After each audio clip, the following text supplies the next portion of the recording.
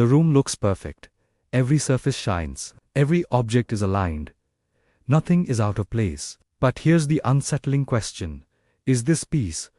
Or is this fear wearing a clean mask? This story is not about being organized. It's about what happens inside the mind when cleanliness becomes control, and control becomes identity. Because the psychology of people obsessed with cleanliness is not driven by love for order. It's driven by a deep, silent battle most people never see. Pause for a moment. Look around you right now. If something were out of place, would you feel mildly annoyed or deeply unsettled? Comment below. What's your honest reaction when disorder enters your space? In American culture, cleanliness is often celebrated. We call it discipline. We call it professionalism. We call it success behavior. But psychology asks a more dangerous question. What emotional debt is being paid with every wipe, every scrub, every repeated check? The narrator explains that obsession with cleanliness often begins as a solution, not a problem. For many people, especially high-functioning adults, order becomes a coping mechanism. When life feels unpredictable, markets swing. Relationships break. Childhood felt unsafe. The mind looks for something it can dominate. And the environment becomes the battlefield. This is where Jesse Livermore's philosophy quietly enters.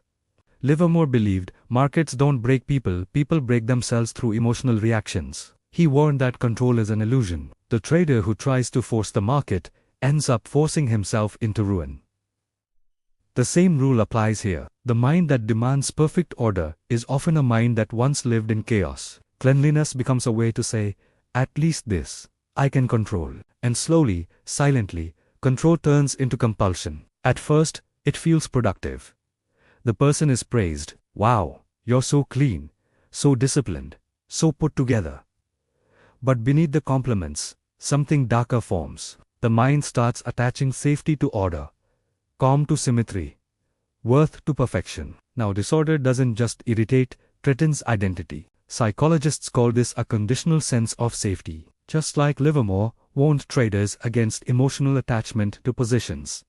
The cleanliness-obsessed individual becomes emotionally attached to environments, staying exactly as expected. One misplaced item triggers anxiety. One dirty surface triggers tension.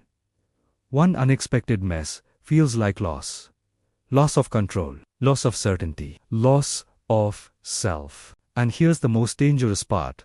The person often doesn't realize they're not cleaning to relax anymore. They're cleaning to avoid discomfort. Avoidance is not peace, it's delayed panic. Livermore once said, the big money is not in the buying or selling, but in the waiting. The ability to sit with uncertainty. The cleanliness-obsessed mind cannot wait. It must act. It must fix. It must restore order immediately. That urgency reveals the real psychological driver. Fear intolerance. This is not about dirt. It's about discomfort. And the mind learns a rule.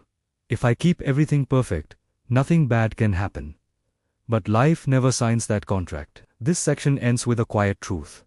The cleaner the environment becomes, the louder the internal pressure grows. Because perfection is a moving target, and the mind gets exhausted chasing it. The next section goes deeper into the inner conflict that forms when control starts controlling the person. The moment when cleanliness stops feeling empowering and starts feeling necessary.